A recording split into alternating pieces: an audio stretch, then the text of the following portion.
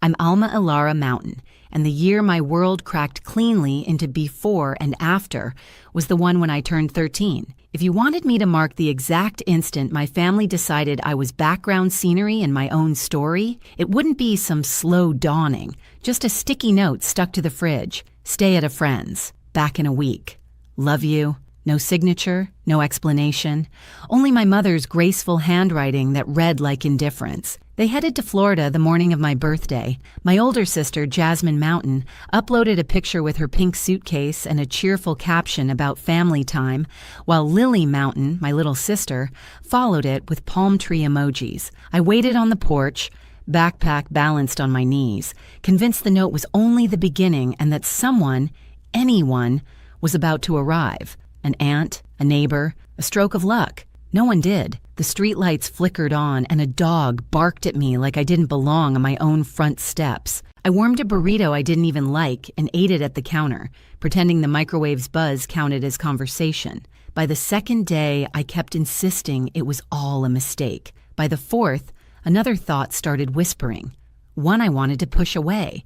Maybe it wasn't an accident. Being the middle child had always meant serving as the quiet bridge between the star act and the finale. Jasmine collected awards and varsity letters. Lily had dance recitals, braces, and parties with color-matched cupcakes. I had responsible, which adults really use to mean unseen. But being forgotten on purpose introduced a whole new kind of silence. 6 days in, I left the library with a tower of borrowed books stacked like armor. The heat shimmered so hard it blurred even my shadow. That's when a glossy black car slowed to the curb, its window sliding down like something from someone else's life. Alma. Surprise in a voice I half recognized. Uncle Richard. The rich one who'd quit family holidays before I could multiply double digits. Mom always called him conceited, which I now understand was her code for he keeps his boundaries. His eyes took in my backpack, sweat-stuck hair, and the tight smile I used as a shield. Why are you out here alone? Where are your parents? Florida, I said. The word felt absurd, like telling him they'd flown to another planet. And you're here. I see, he said under his breath. Whatever followed sounded like a comment I wasn't meant to catch. And then came the words, "Get in. You're not walking anywhere tonight." Every safety lecture I'd ever heard about strangers echoed through my head, but my empty stomach, after 3 nights of instant noodles and one of dry cereal, offered its own louder logic. Hunger counts as danger, too. The car carried the scent of leather and something sharp and new, not citrus or perfume, just the smell of money that hasn't gone stale. He drove to a diner with cracked red booths and pies trapped beneath glass domes. When the burger and milkshake arrived, I stared as though they might vanish if I blinked too long. He didn't push me to talk.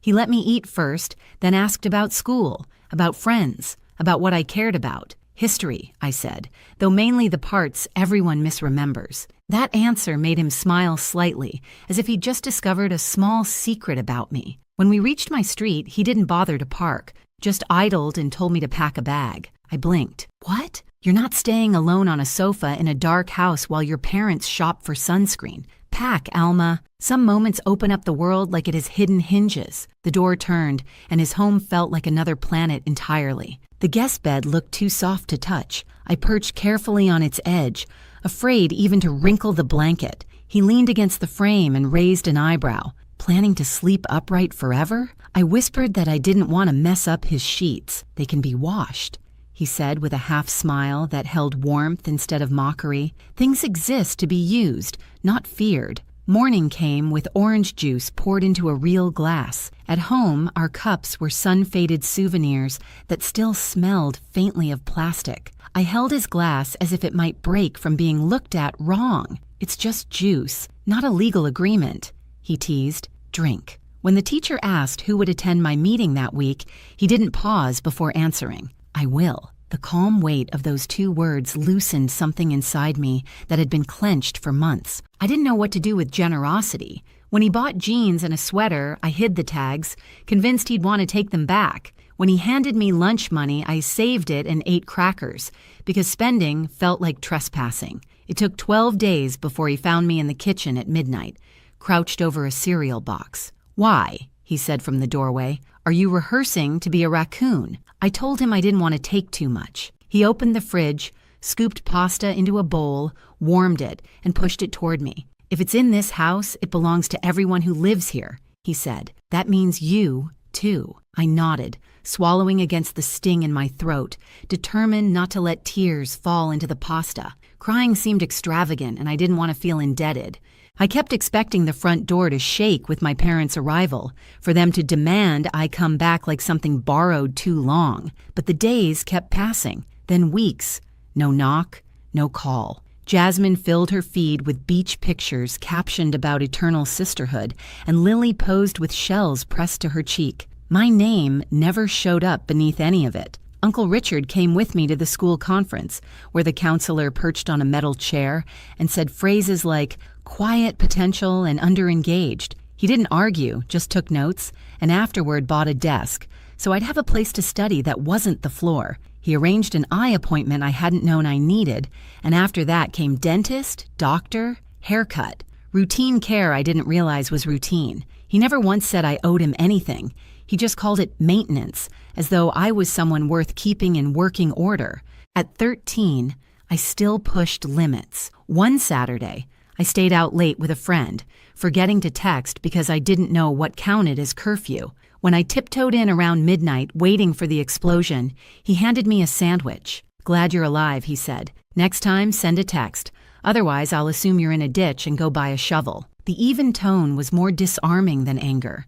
It sounded like care, but with structure. Not everything was rules and schedules. Sometimes he'd bring me to his office, tell me to observe how people spoke to one another. "Half of success is tone and handshake," he murmured once, clasping a client's hand. "The rest is showing up when everyone else invents excuses." He tossed it off lightly, but it stayed with me, a kind of map. That first holiday under his roof, I expected a token card and a polite smile. Instead, he handed me a leather-bound journal with my initials pressed in gold. "Write down what you notice," he said. "Even the silly things, especially those." I traced the cover's texture, half afraid it might bite. "Thank you," I managed, though the words came out awkward. I wasn't used to owning something permanent. Later that night, my phone buzzed with a photo.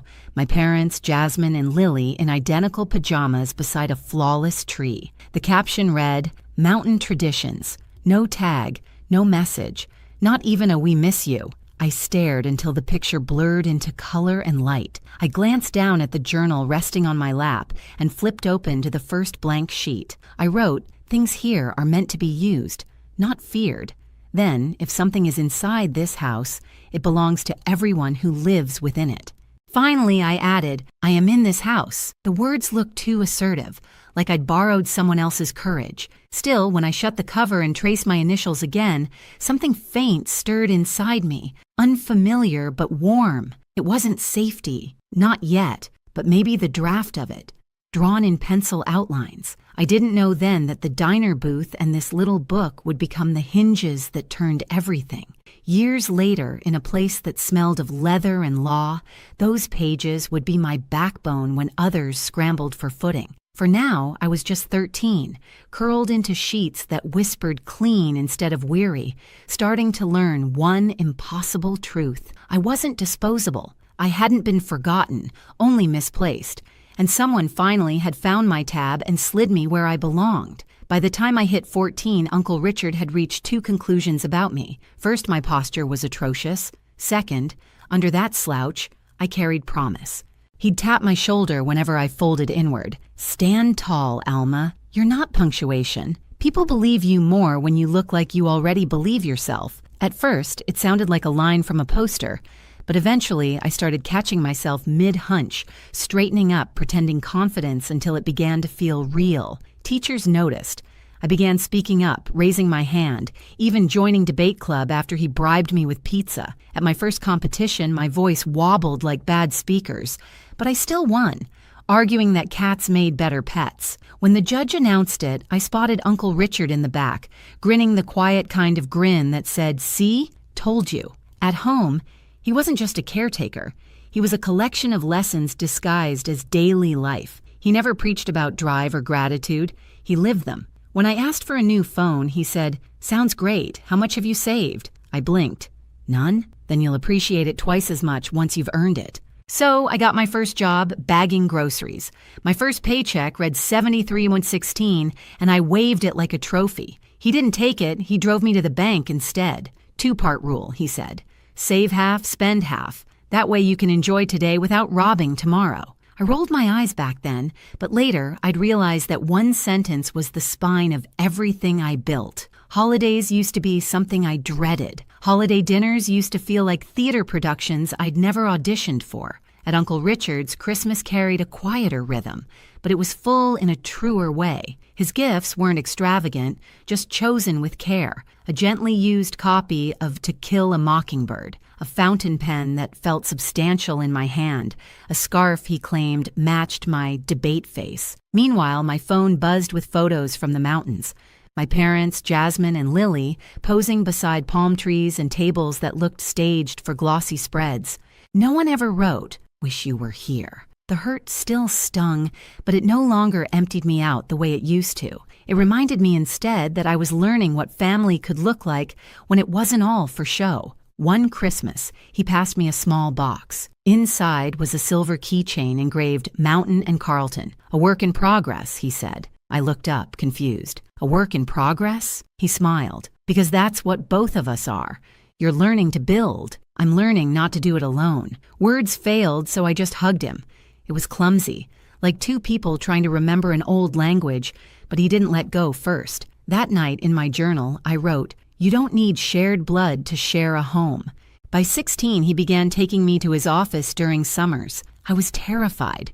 Surrounded by pressed suits, shining desks, and people who carried themselves like gravity worked differently for them. During introductions, he leaned close and whispered, "Relax."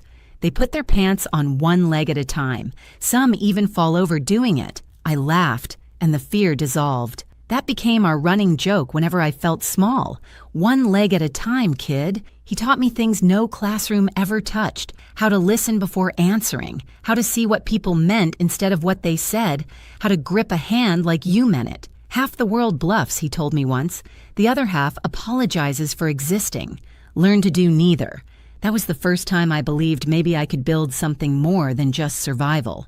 At 17, the contrast between where I'd come from and where I was now felt sharp enough to draw blood. Jasmine filled her feed with college acceptance posts, tagging everyone but me. Lily posed beside her new car, captioned, "Thanks, Mom and Dad." Her grin as glossy as the paint. I stared at that photo while Uncle Richard brewed tea and murmured, "They don't even check in. Not a single text. Not even a happy birthday." He didn't glance up from his mug. "How long do you plan to wait for them to remember you?" The question cracked through the quiet like thunder in a closed room. I didn't answer, and he didn't expect me to. That night, I stopped waiting for the mountains to turn around. Instead, I began the long work of remembering myself. During senior year, Uncle Richard handed me a small box before prom. Inside lay a slender silver bracelet with a tiny engraved A. "Don't chase approval, Alma," he said. "Chase peace. Approval is borrowed. Peace is something you keep." I didn't know it yet, but that line was a signpost for everything that would follow. The heartbreak, the betrayal, the showdown that would measure all his lessons. But in that moment, I just smiled, clasped the bracelet, and told him he sounded like a fortune cookie. He laughed. "Then make sure you open it before it's stale." That night, beneath strings of lights and a DJ who loved volume more than rhythm, I laughed without checking if anyone noticed. No invisible leash pulling me back. No note taped to a fridge saying back in a week.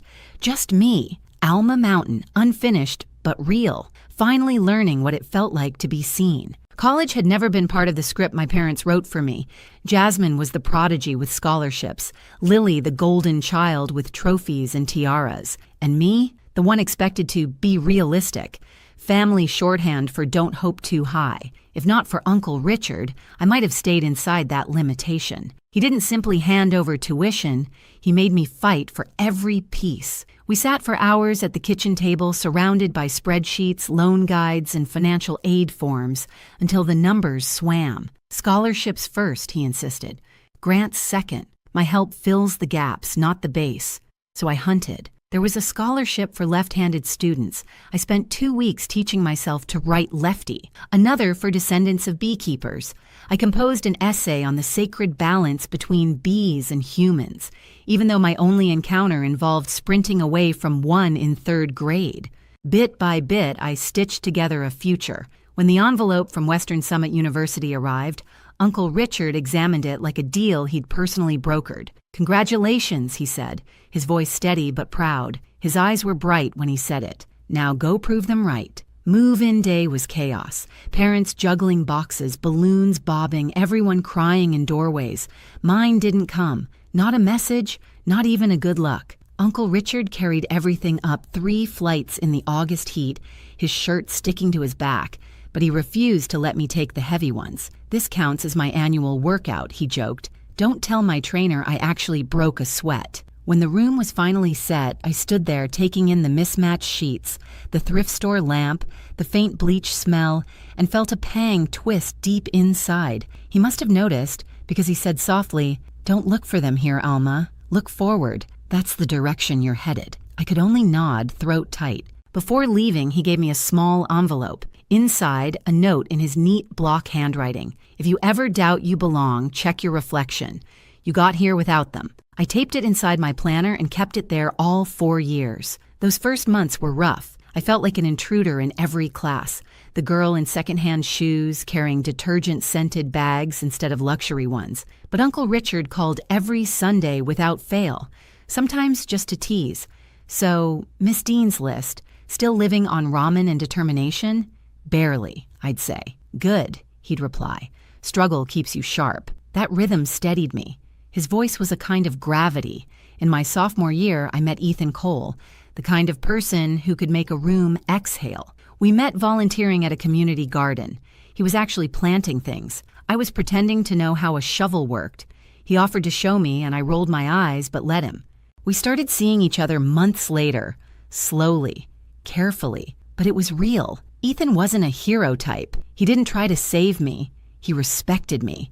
And that meant more than I'd ever expected. During finals one night, he asked, "Why do you double-check everything, even the tiniest stuff?" I hesitated, then said, "Because for a long time, I was the mistake nobody fixed." He didn't offer cliches. He just took my hand and said, "Then let's make sure no one overlooks you again." That was the moment I realized he truly saw me, not as the forgotten middle child, but as someone who'd carved out her own light. By junior year, an old ghost surfaced, Sabrina, Ethan's ex, the kind of girl who could turn remorse into theater. She started turning up at campus gatherings again, all smiles and polished charm, complimenting my clothes, while her eyes swept the room for an audience. At first, I told myself I was imagining things, but one night she let it slip that Ethan had met her for coffee to help with a business plan. Later, when I asked, he told me the truth. She reached out, said she needed advice, he said.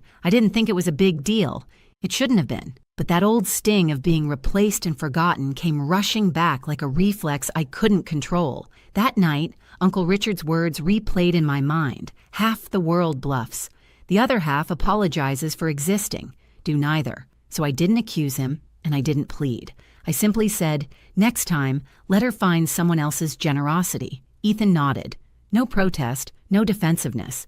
That quiet acceptance told me more than any speech could. By senior year, everything seemed to align like a long-delayed sunrise. I earned my degree in civil engineering, the same field Uncle Richard once described as the art of creating what endures. He sat in the front row at graduation, clapping so loud the dean actually paused to look up. Afterward, he handed me a modest silver pen. Use this to sign the contracts you'll be proud of, he said. I smiled. Not my autograph?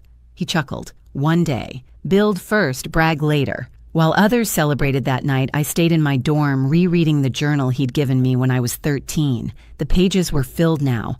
Lessons, tiny victories, scrawled gratitude. One line stood out like a heartbeat. If it's in this house, it belongs to the people in this house. That house wasn't a structure anymore. It was my life. And for the first time, I truly felt I lived inside it. After graduation, I joined a small engineering firm. It wasn't glamorous, but it was solid, and it was mine. Ethan found work in the same city, and for the first time, the path ahead felt like my own. Every Friday, Uncle Richard and I met for dinner. He'd lift his glass of whiskey and tease, "Look at you, Miss Mountain, scaling the ladder without tripping." I'd laugh and say, "Give it time. I still might." What I didn't want to see were the changes, the fatigue in his voice, the way he rubbed his shoulder after lifting grocery bags, the slight pause before remembering a familiar place. I told myself it was just age creeping in. I didn't know it was the quiet overture to everything about to break, because the strongest people don't collapse in one dramatic fall. They fade first, quietly, almost gracefully, until you realize you've been carrying what they used to hold. It began subtly, the kind of change you tell yourself not to analyze.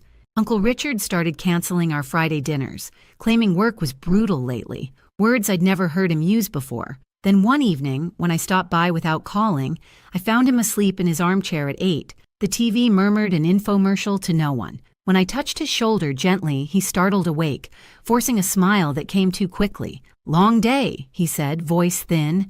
Guess I blinked too long, but the smile stopped short of his eyes. The signs multiplied. Prescription bottles lined the counter. His hand trembled slightly as he poured his coffee. He'd tell the same story twice in one evening. I noticed. He noticed me noticing.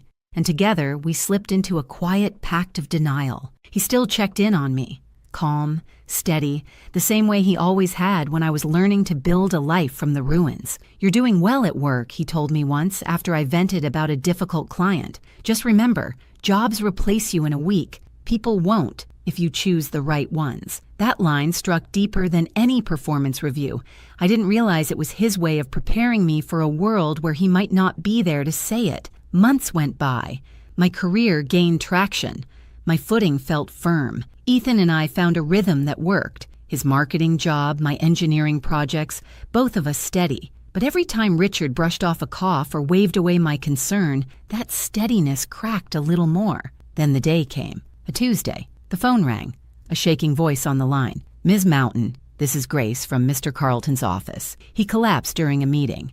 They've taken him to St. Luke's Hospital." The drive blurred, just streaks of red lights and the drumbeat of my heart in my hands. When I finally reached his room, he looked impossibly small against all that white. Still, when he saw me, he managed a crooked grin. "Don't look so grim," he rasped. "Told them I wanted a free night's stay.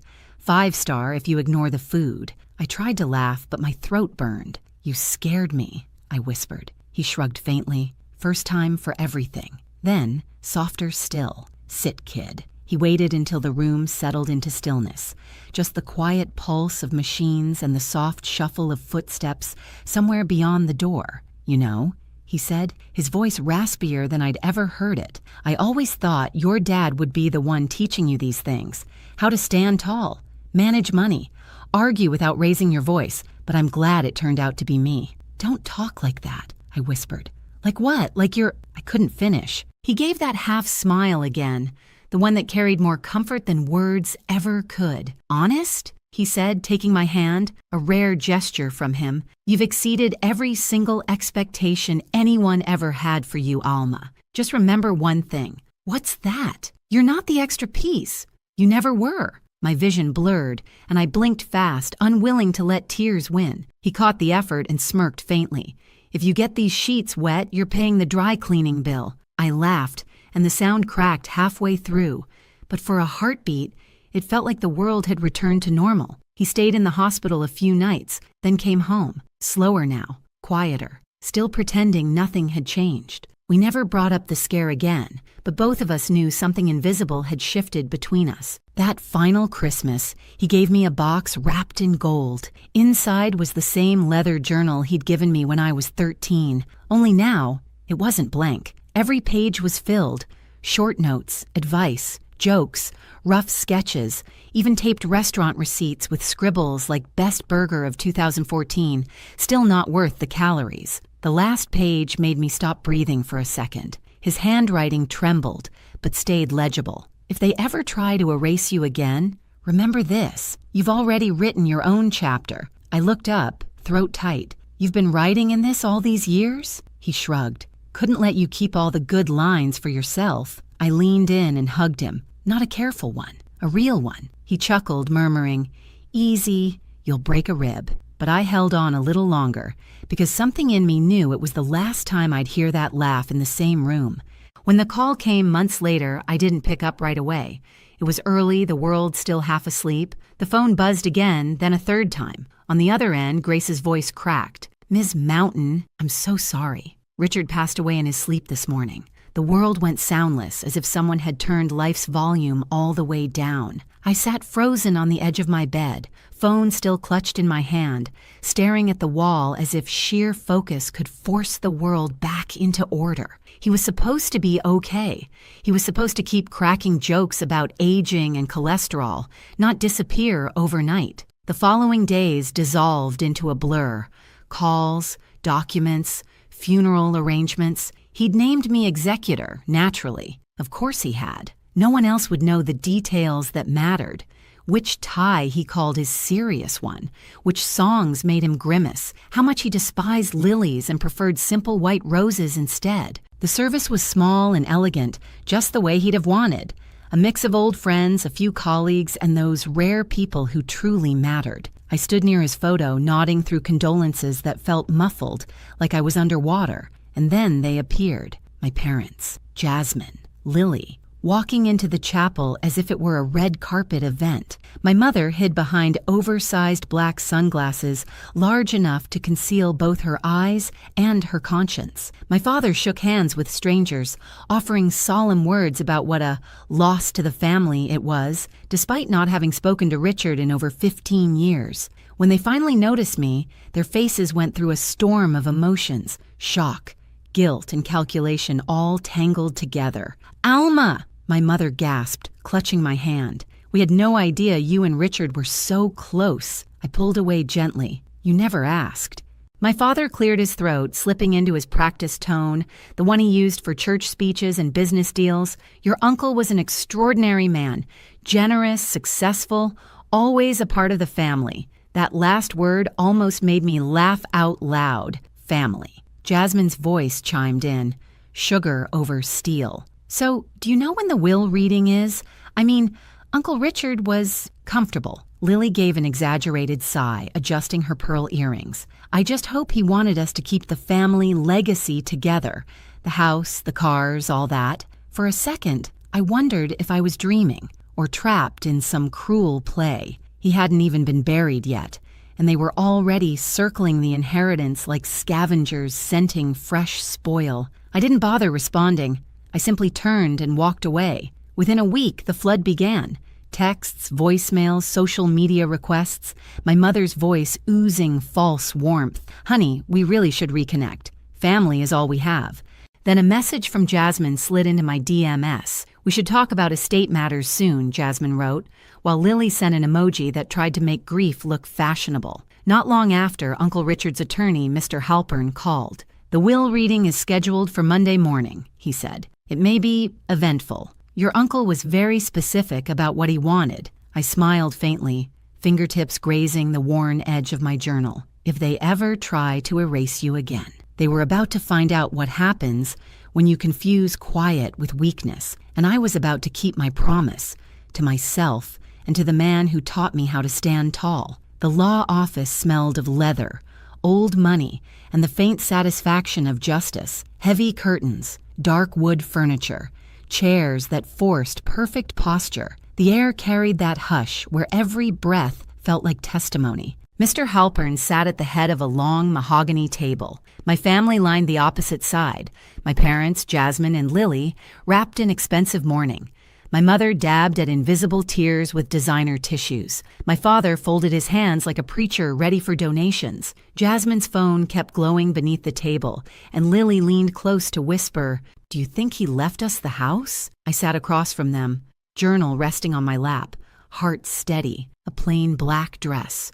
No statement jewelry, no armor. I didn't need any. Halpern cleared his throat. "We are here to review the last will and testament of Richard Carleton." His tone was precise, deliberate. He began with the usual. Debts settled, small donations to charities, gifts to long-term staff. My family fidgeted, trying to look patient, practically vibrating with greed. Then he turned a page, Regarding the remainder of Mr. Carlton's estate, Jasmine leaned forward, diamonds catching the light. Lily clasped her hands like she was waiting for divine favor. My father glanced at me, a smirk flickering, half pity, half warning. Halpern read slowly, each word crisp as glass. To my estranged relatives who remembered me only when my bank balance suited their needs, I leave nothing. The silence split the room. My mother gasped. Jasmine's mouth fell open.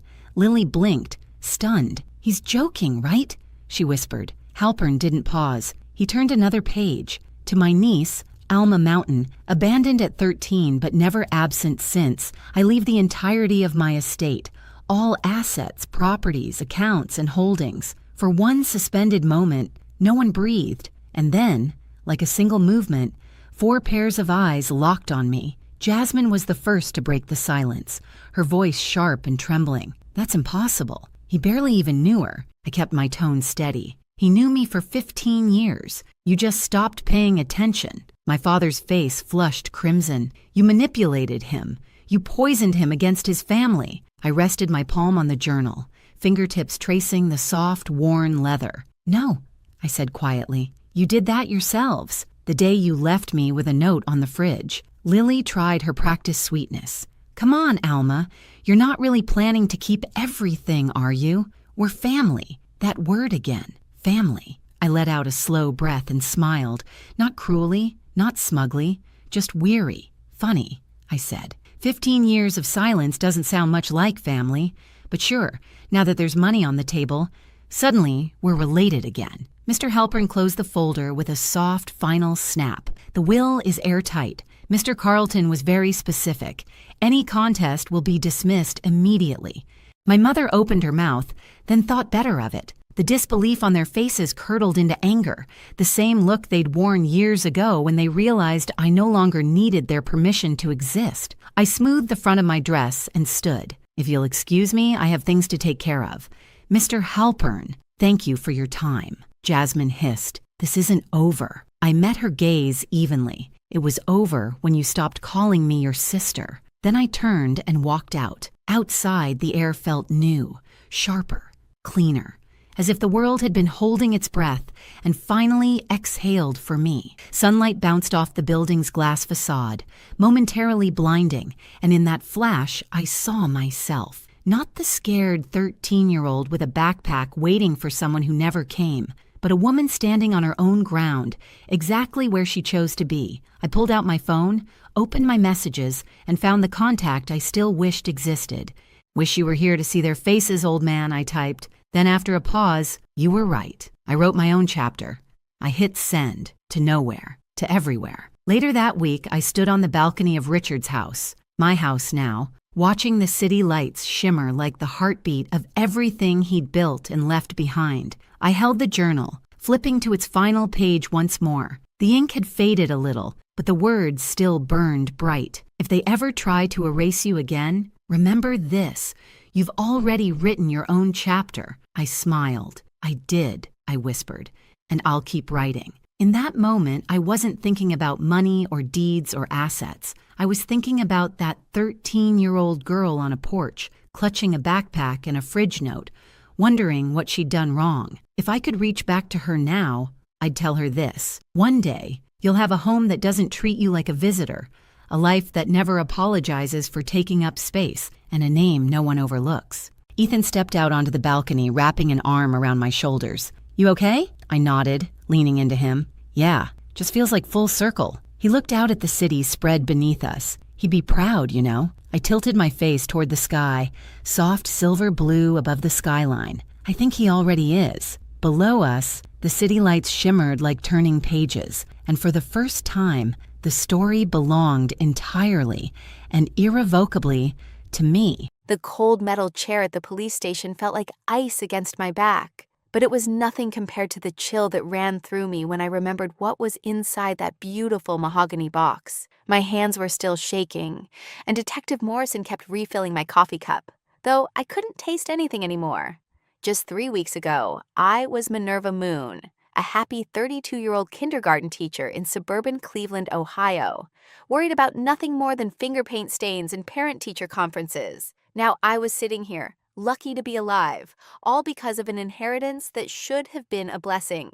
It started with a phone call from Aunt Beatrice's lawyer. I was in the middle of teaching my kids how to tie their shoes when the principal knocked on my classroom door. "Important call," she mouthed, and something in her expression made my stomach drop. The lawyer's voice was formal but kind. "Miss Moon, I'm sorry for your loss. Your Aunt Beatrice passed away last Tuesday." I sat down hard in the principal's office chair. Aunt Beatrice, the only family member who ever really saw me, who taught me to play piano on her antique music boxes, who smelled like lavender and always had butterscotch candies in her purse. "She's left you her entire estate," the lawyer continued. "The sum total is approximately $890,000, plus her collection of antique music boxes." I nearly dropped the phone. Before I share what happened next, I want to say thank you for listening to my story. If you're finding this helpful or interesting, please hit that like button and let me know in the comments where you're watching from and what time it is there right now. Your support means the world to me. The news of the inheritance spread through our family like wildfire. My older brother Dylan called within hours. At 38, he'd always been Mom's golden child, the one who could do no wrong, even when he was doing everything wrong. His voice was silk over steel when he spoke. "Hey sis, heard about Aunt Beatrice? Such a shame. I'm assuming we'll split everything equally, right? I mean, I was her only nephew." "Dylan," I said carefully, "the lawyer said she left everything to me." The silence was deafening. Then came the explosion. "That's impossible. I'm the oldest. I'm the one who deserves—" He caught himself, voice shifting to fake sweetness. "I mean, surely there's been some mistake. That old bat was probably senile. That old bat. The woman who raised us for 3 summers when Mom was going through her rough patch. The woman who paid for Dylan's car when he turned 16, though he never visited her after that." Strange things started happening after that call. I'd see the same gray sedan behind me on my way to work 3 days in a row. Phone calls where someone breathed heavily but never spoke. My recycling bin was knocked over, papers scattered, like someone had been going through them. My husband Marcus noticed it too. "Babe, that car's following us again," he said one evening as we drove home from dinner. Marcus had served as military police for 8 years before we met, and his instincts were rarely wrong. Started when we left the restaurant, made every turn we did. I wanted to believe it was paranoia, that grief and sudden wealth were making us jumpy. But then came that Thursday afternoon. I was grading papers. Marcus was in the garage working on his motorcycle when the doorbell rang. Through the peephole, I saw a delivery driver with a package that required signature. The box was beautiful.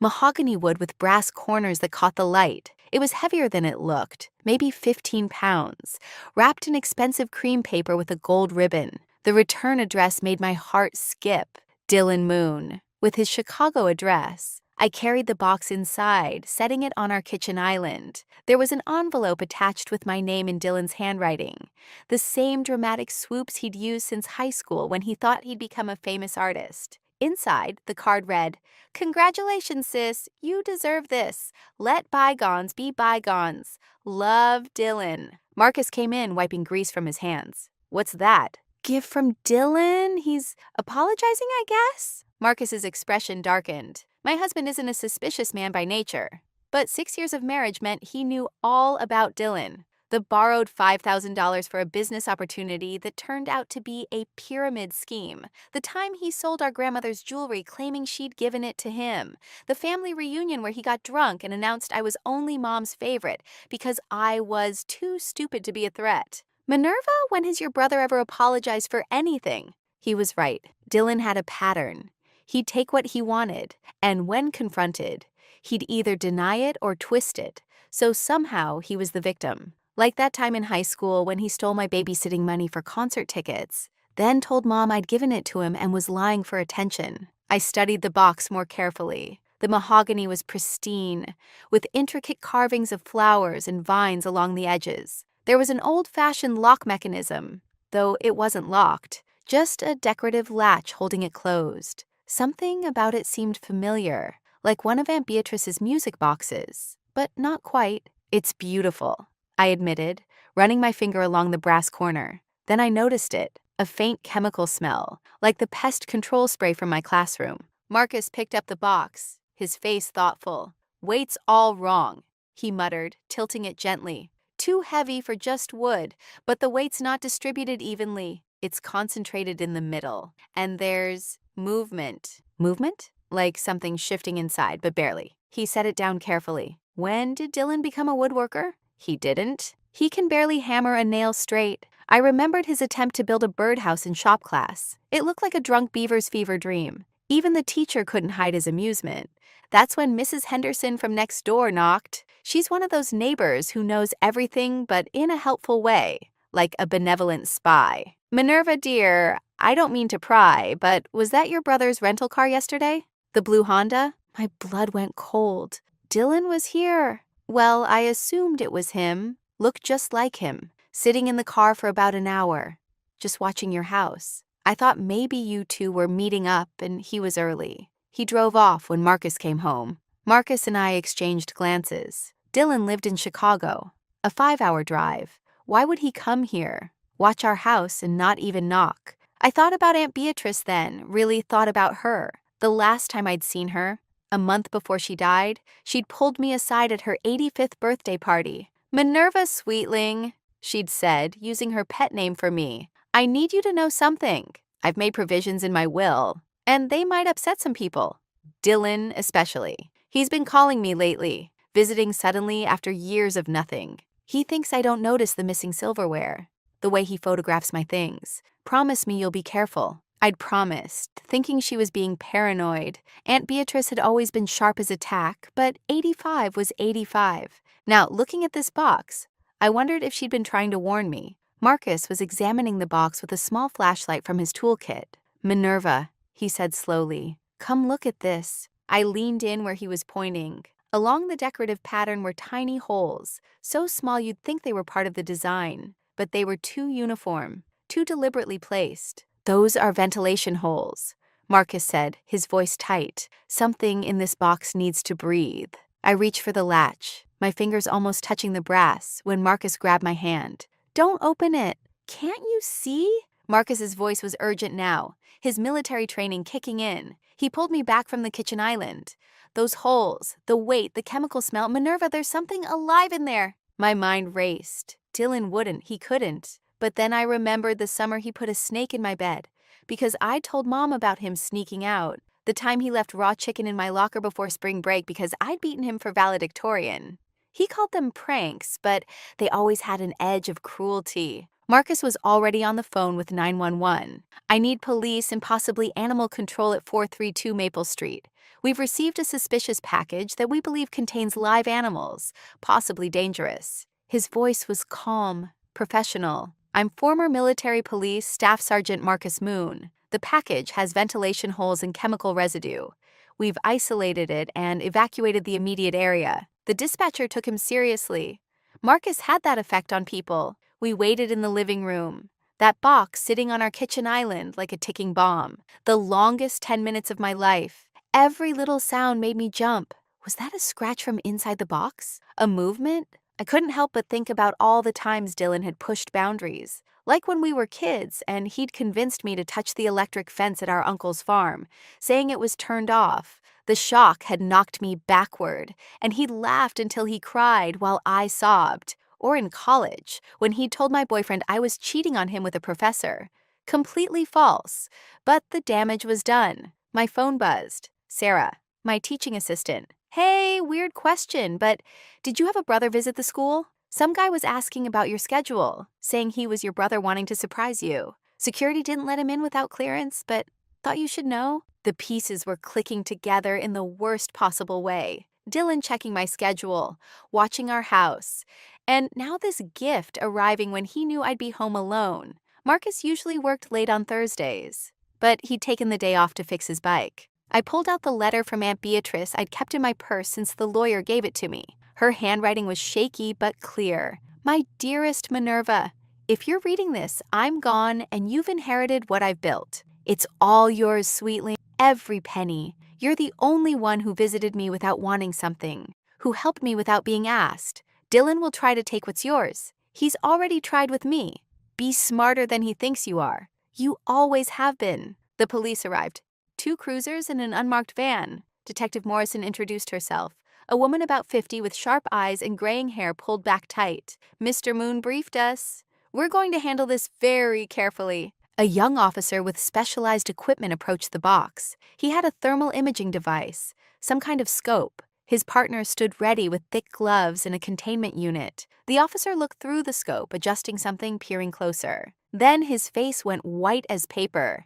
He stepped back, nearly knocking into the island. "Detective," he said, his voice cracking slightly, "we need the bomb squad protocol." "Now," Marcus muttered. "Kid looks like he just saw his ex-mother-in-law at his wedding. This can't be good." "It's not a bomb," the officer said quickly, seeing our panic. "But, Detective, you need to see this." He handed her the thermal scope. Detective Morrison looked through it, her expression hardening. "Everyone out of the house. Now." We evacuated to the front yard while the specialized team arrived. Men in what looked like modified hazmat suits entered our home. Neighbors gathered, Mrs. Henderson clutching her cat, the Johnsons from across the street whispering. I heard one of them say, "Inherited nearly $1 million," and wanted to disappear. After what felt like hours, but was probably 20 minutes, Detective Morrison approached us. Her face was grim. "Mrs. Moon."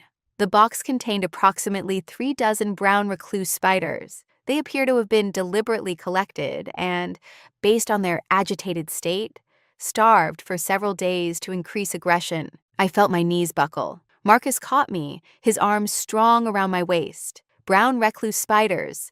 Their venom causes necrosis, flesh-eating damage that can lead to amputation or death. "If you'd opened that box normally," the detective continued, "reaching in to see what was inside, you would have sustained multiple bites on your hands and arms. The spiders were positioned to scatter upward and outward. An expert from the university was called in.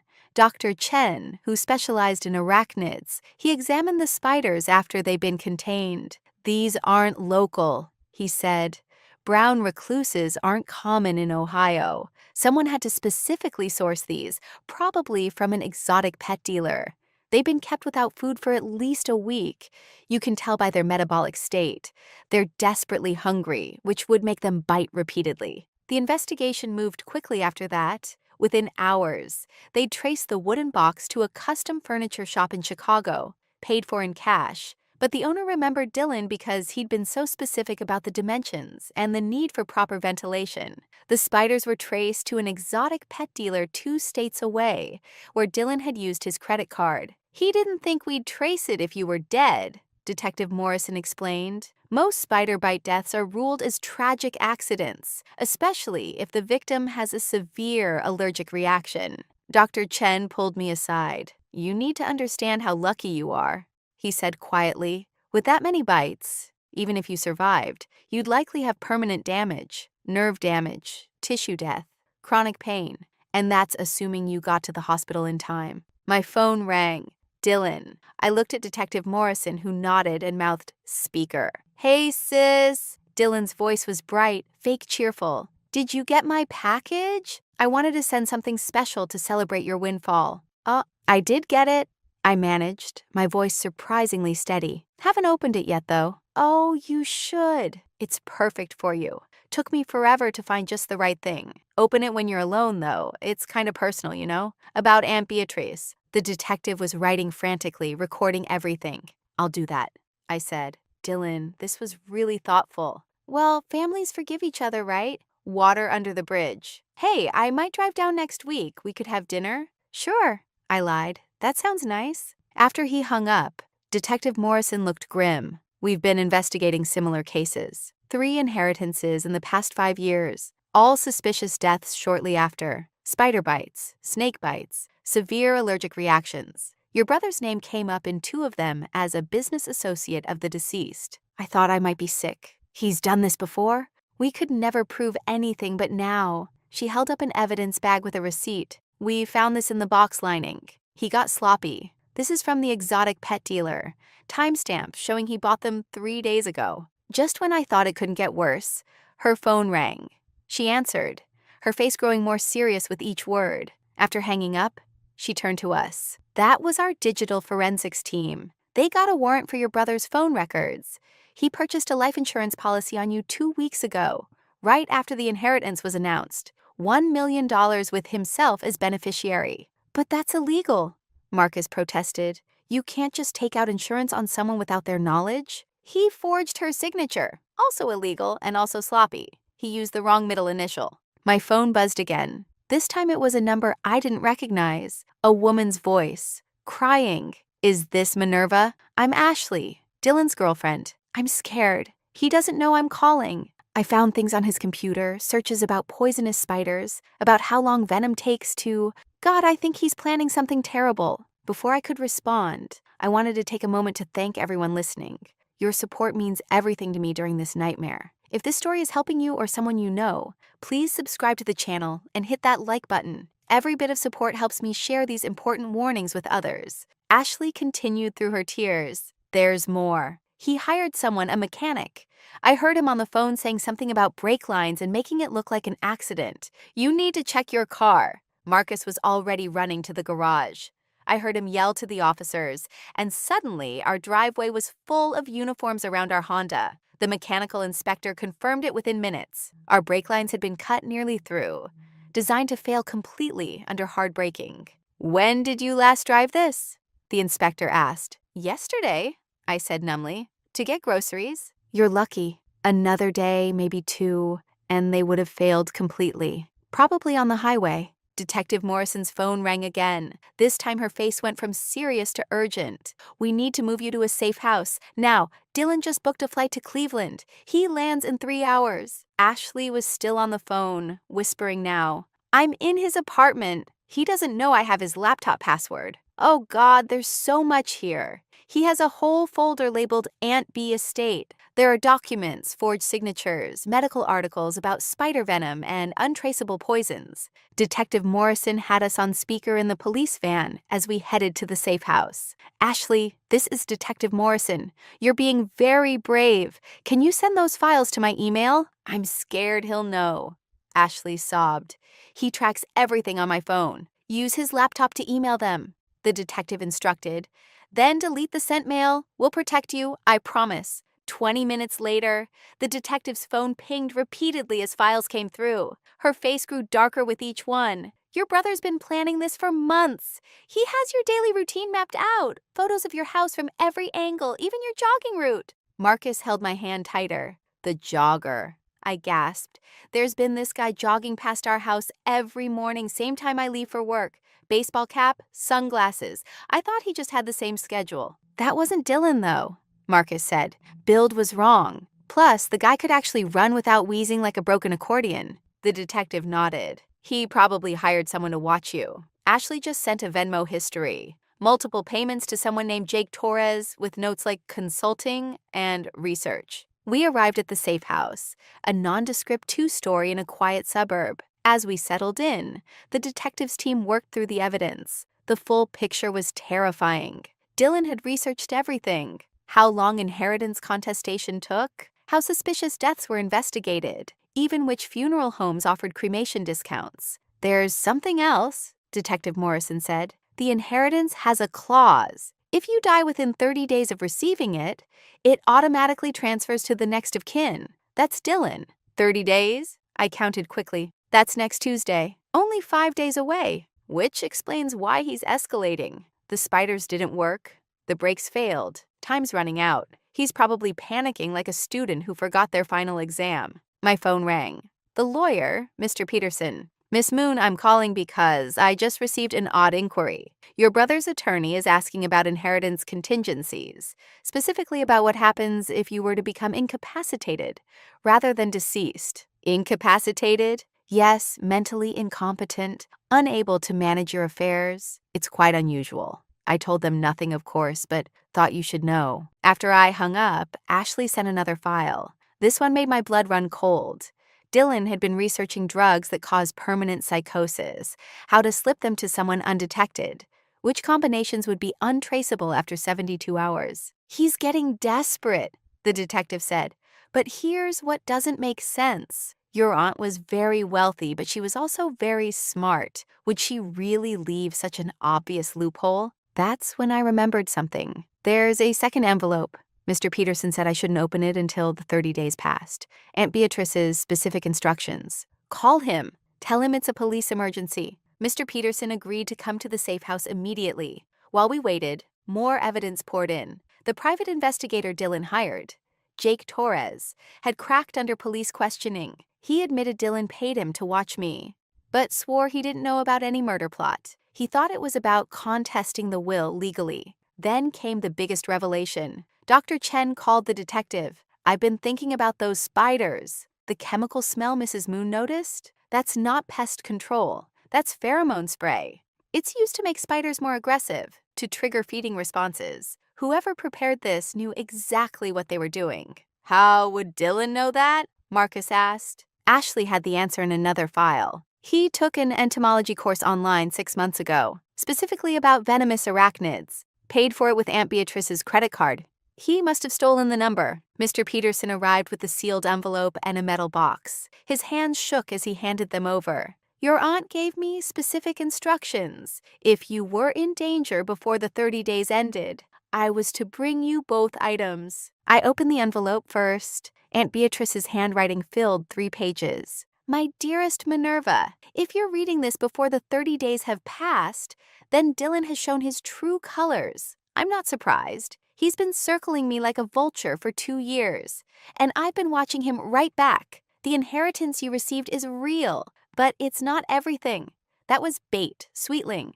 The real inheritance is in the trust I've hidden, worth $2.3 million. I had to sit down. Marcus read over my shoulder as we continued. "I knew Dylan would try something if he thought you got everything. So I made sure he would think that.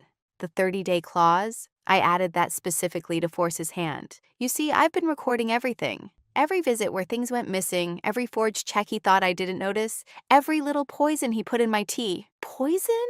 I gasped. The letter continued. "Oh yes, dear one. Your brother has been slowly poisoning me for 18 months. Not enough to kill quickly, just enough to make me deteriorate. He didn't know I had my doctor running toxicology screens every week. It's all documented. But I needed him to do something more obvious, something that would put him away forever. You, my brave girl, are my trap." The metal box contained USB drives, medical records, bank statements, and a smaller envelope marked for Dylan's arrest. Inside was a notarized statement from Aunt Beatrice, detailing everything, along with video files on the USB-S. Detective Morrison plugged in the first USB. It was security footage from Aunt Beatrice's home. Dylan stealing her jewelry, putting something in her tea, going through her financial documents. The timestamp showed it was from 6 months ago. "She knew," I whispered. "She knew everything."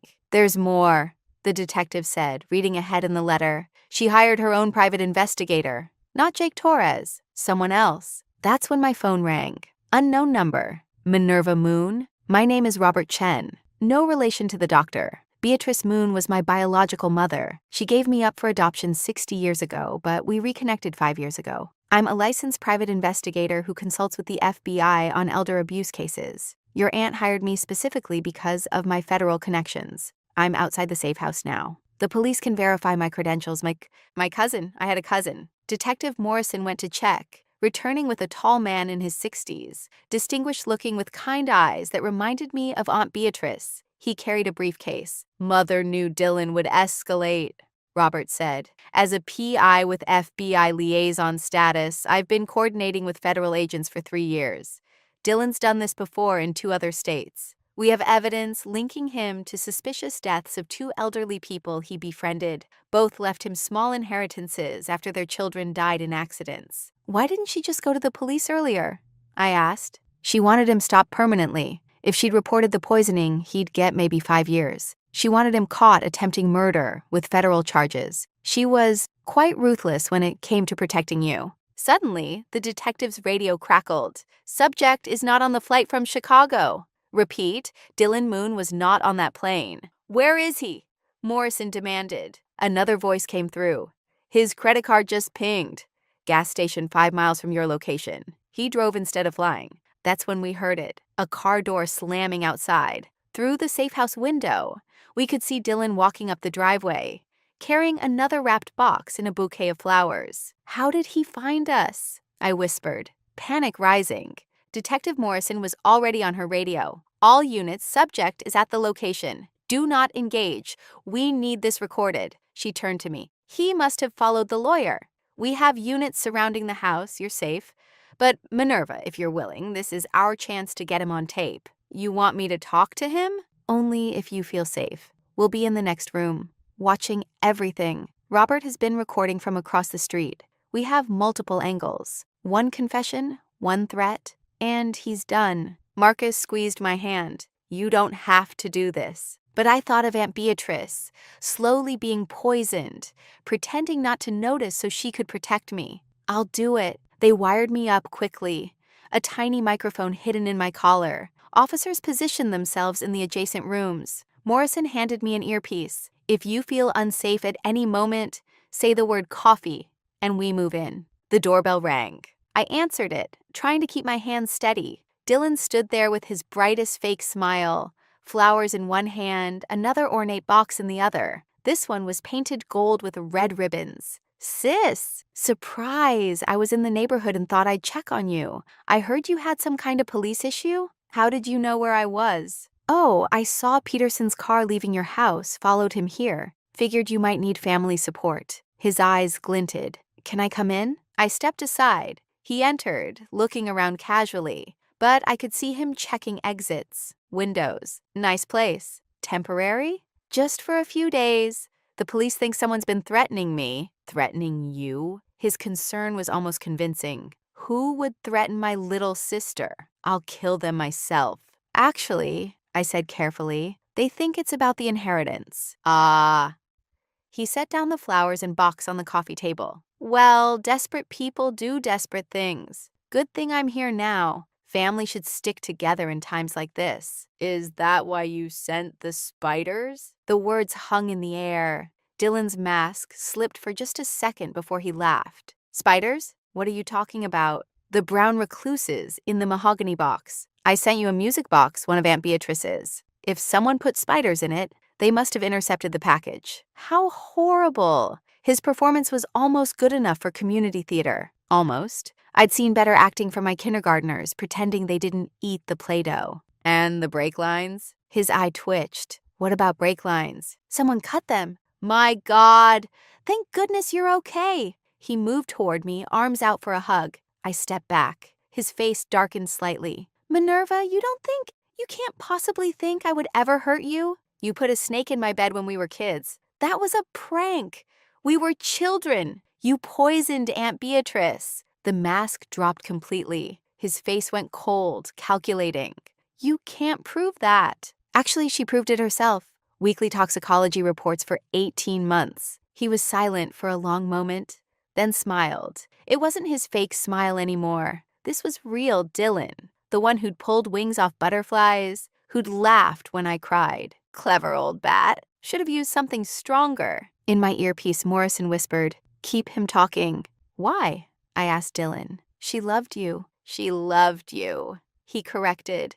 I was just the spare, the backup grandchild. Even Mom loved you more. Pretty little Minerva with her perfect grades and her kindergarten teacher dreams. Do you know how much I've had to scrape for everything while you just floated through life? So you killed people for money? I survived, he snapped. Those old people were going to die anyway. I just accelerated the timeline. They were lonely, pathetic. I gave them attention, made their last months meaningful. By poisoning them? You make it sound so crude. He picked up the golden box. It's an art, really. Finding the right dose, the right substance.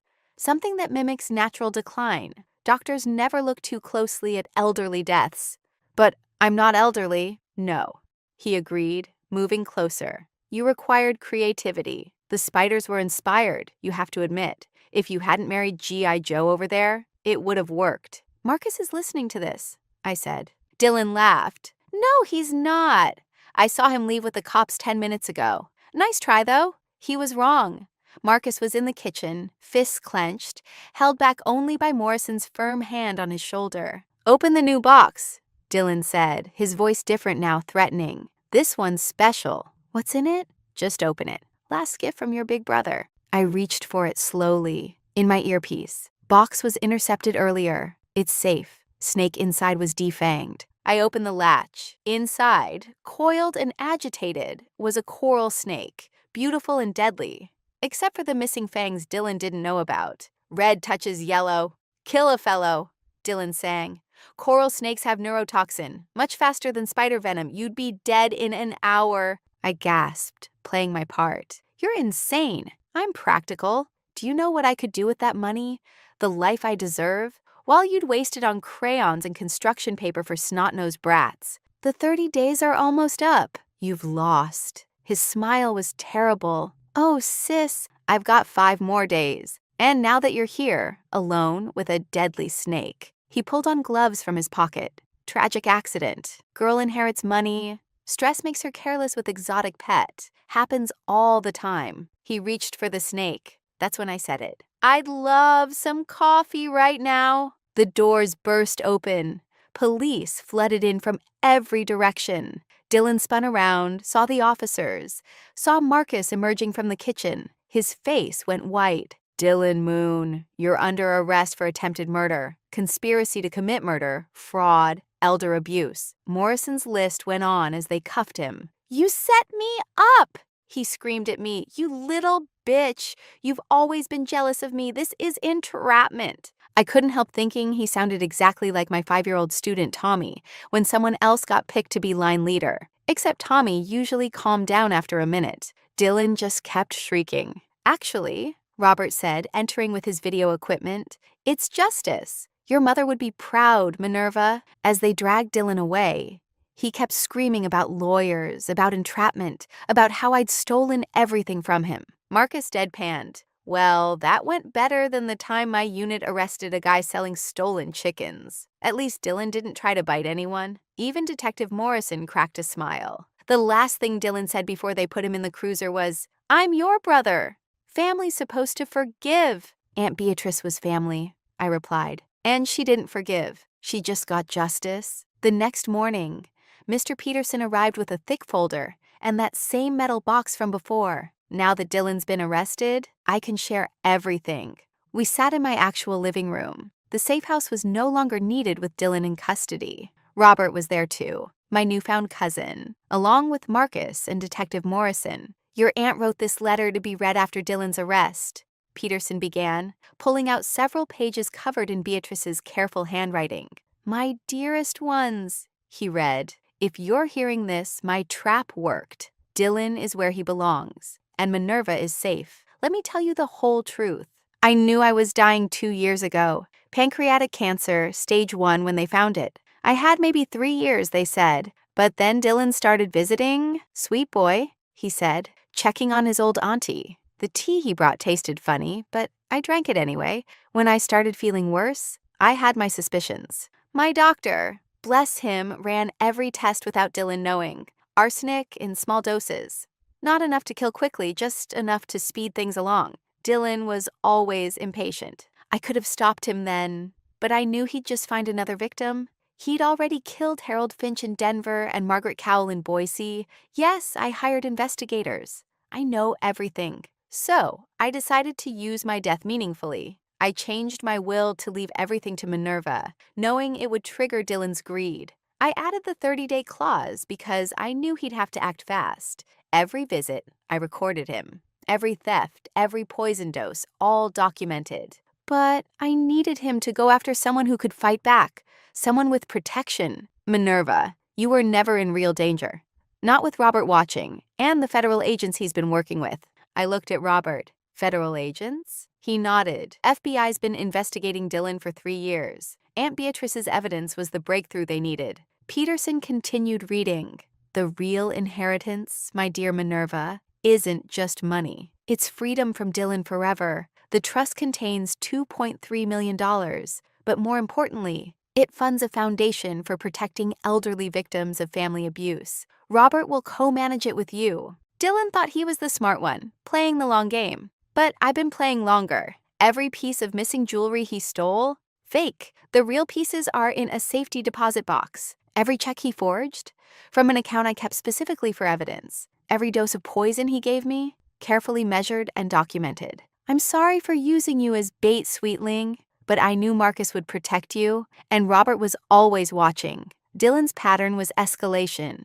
He'd start safe, then get reckless when frustrated. We needed him reckless. There was video footage on the USBs that shocked everyone. Aunt Beatrice had installed cameras everywhere after Dylan started visiting. We watched him go through her medicine cabinet, her financial papers, even trying on her jewelry when he thought she was napping. But the most damning evidence was a recording from just a month before she died. Dylan was on the phone, not knowing Beatrice's new hearing aid could record. The old bat's almost done. Another month, maybe 2.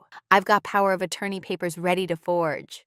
Minerva won't contest it. She's too soft. By the time anyone figures it out, I'll be in the Caymans. Detective Morrison shook her head. Your aunt was playing 3-dimensional chess while Dylan was playing checkers. There's one more thing, Peterson said, pulling out a small key. This is for a safety deposit box. Your aunt said you'd know where. I did know. When I was 8, Aunt Beatrice and I had tea at the Waldorf Hotel in Chicago. She told me it was our special place, just ours. She must have a box at the bank next door. That afternoon, Robert and I went to Chicago. In the safety deposit box was another surprise. Photos of Robert as a baby. Letters Beatrice had written him over the years but never sent. And a note. I gave you up because I was 16 and had no choice. Finding you again at 80 was my second greatest joy. Introducing you to Minerva is my greatest accomplishment. Take care of each other. There was also evidence of Dylan's first victim, an elderly neighbor, when he was just 19. The death was ruled natural, but Beatrice had found the poison in Dylan's old room years later, along with a journal describing his plan. She'd kept it all, building her case for decades. She protected me even before I knew I needed protection, I said. Robert squeezed my shoulder. She protected all of us. Dylan had my name on a list in his apartment. I was going to be next after you. The trial was swift, with the attempted murder caught on tape, the poisoning documented, and 3 suspicious deaths linked to him. Dylan got 25 years total, with federal charges running concurrently. He'd be 63 when eligible for parole. Still young enough to be dangerous, but old enough that his prison record would follow him forever. During the trial, more victims came forward. Elderly people who'd hired Dylan as a handyman and noticed missing items. One elderly man said, he was like a reverse Santa Claus. Instead of leaving gifts, he took them. Except Santa has better hygiene and doesn't case your joint while pretending to fix your sink. The courtroom actually laughed. A woman whose mother died suspiciously after Dylan befriended her. The FBI found evidence of at least 7 victims, though they could only prove 3 deaths. Dylan's girlfriend Ashley testified against him, showing receipts for poisons, weapons, and surveillance equipment. She'd stayed with him out of fear after finding his journal detailing how he'd kill her if she left. She's in therapy now, living in another state under a new name. The best moment was when they read Dylan's own journal aloud in court. He'd written, Minerva doesn't deserve anything. She was always the favorite, always perfect. When she's gone, everyone will see I was the one who deserved love. The prosecutor's response was perfect. Mr. Moon didn't want love.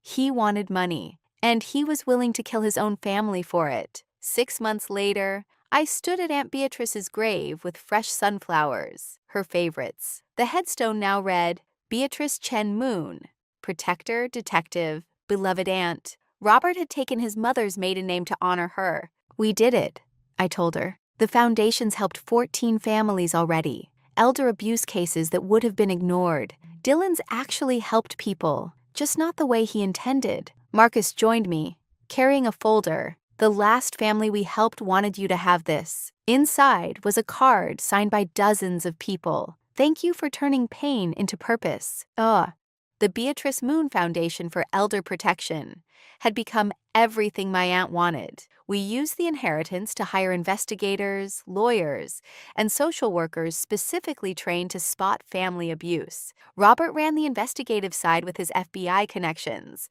while I handled the victim support services. Dylan had written me exactly 1 letter from prison. I'm your brother. You owe me forgiveness. I'd written back, Aunt Beatrice was my family. I owe her justice. I never heard from him again. His prison experience was poetic justice.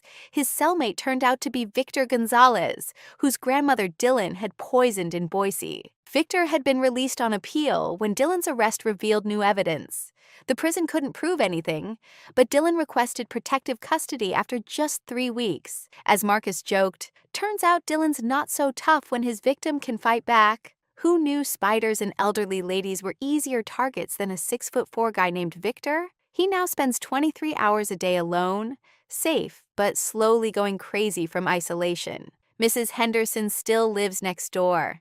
She's become the foundation's unofficial spokesperson, telling everyone about that brave girl who caught a killer. She also adopted 12 cats and named one Dylan. He's the mean one who hisses at everyone and tries to steal the other cat's food, she says with a wink. But unlike human Dylan, cat Dylan is fixed now, so he can't reproduce his nasty attitude. She tells this joke to everyone, and it never gets old for her. The day I returned to teaching, one of my students, 5-year-old Emma, asked if my brother was in timeout. The longest timeout ever, I said. She nodded sagely. My brother got timeout for putting gum in my hair. Your brother must have done something really bad. If only she knew that her comparison wasn't that far off. Both involved sticky situations and someone getting caught. My kindergarten class made me a card when I returned. Mrs. Moon is our hero, with hand-drawn spiders in jail cells. 5-year-olds have an interesting sense of justice. The best surprise came 3 months after the trial. Mr. Peterson called with news. Your aunt left one more thing. She said to wait until Dylan's conviction to give it to you. It was a video message, recorded just days before she died. Aunt Beatrice sat in her favorite chair, looking tired but triumphant. Minerva, sweetling, if you're watching this, then everything worked. I'm sorry for the deception, but I knew you'd never agree to be bait if you knew. You always were too good for your own good. I want you to know I wasn't afraid. The cancer would have killed me anyway. Dylan just thought he was speeding it up. Every cup of poison tea he brought, I saw as evidence. Every visit was another nail in his coffin. Use the money well. Help others who can't help themselves. And remember, family isn't blood. Family is choice. I chose you, sweetling. And Robert, I chose to find you. Dylan chose greed, and now he has what he chose. Live well, love freely, and if anyone ever tries to hurt you again, remember what your Aunt Beatrice taught you. Document everything and nail the bastard. Marcus and I used part of the inheritance to buy the house next to ours, turning it into a safe house for elder abuse victims. We hired counselors, nurses, and security. In the first month, we helped 3 elderly people escape abusive families. 1 year later, we had something else to celebrate. I was pregnant. Not planned, but deeply wanted. At the ultrasound, the doctor smiled. It's a girl. Do you have any names picked? Beatrice, Marcus and I said together. Beatrice Chen Moon. Robert became the baby's godfather. At the baby shower, he gave a toast to Aunt Beatrice, who knew that justice takes time, evidence, and occasionally some very angry spiders. Even the FBI agent who arrested Dylan came to the shower. Your aunt should have been a detective, she said. She built a better case than most prosecutors. Ashley sent a gift with a note. Thank you for showing me that strength isn't about hurting others. It's about protecting them. She's studying to become a social worker now, specializing in domestic abuse cases. The foundation grew. We opened chapters in 5 states, all staffed by people who'd lost elderly relatives to family abuse. Our logo is a purple butterfly. Aunt Beatrice loved them because they looked delicate, but were actually tough enough to migrate thousands of miles. On what would have been Aunt Beatrice's 87th birthday, we held our first annual gala. 300 people attended, raising nearly $1 million. The keynote speaker was a prosecutor from Denver who said, Beatrice Moon did what our system couldn't. She got justice from beyond the grave. The final surprise came when cleaning out Aunt Beatrice's house to turn it into the foundation headquarters. Hidden in her piano bench, the one where she taught me to play, was one last note. Minerva, the real treasure was never the money. It was knowing that when evil came knocking, you were strong enough to face it, you were smart enough to accept help, and you were brave enough to use your pain to protect others. That's the inheritance that matters. Also, check under the 3rd floorboard in the attic. Under the floorboard were her real jewels, the ones Dylan thought he'd stolen, worth another $200,000, and a photo of her at 16 holding baby Robert, with writing on the back, someday we'll all be together again. And now we were. in a way. The foundation board meets in her living room. Her portrait hangs over the fireplace. And every time we save an elderly person from abuse, I swear I can hear her laughing. That bright, tinkling laugh that sounded like music box chimes. Dylan will be eligible for parole in 2049.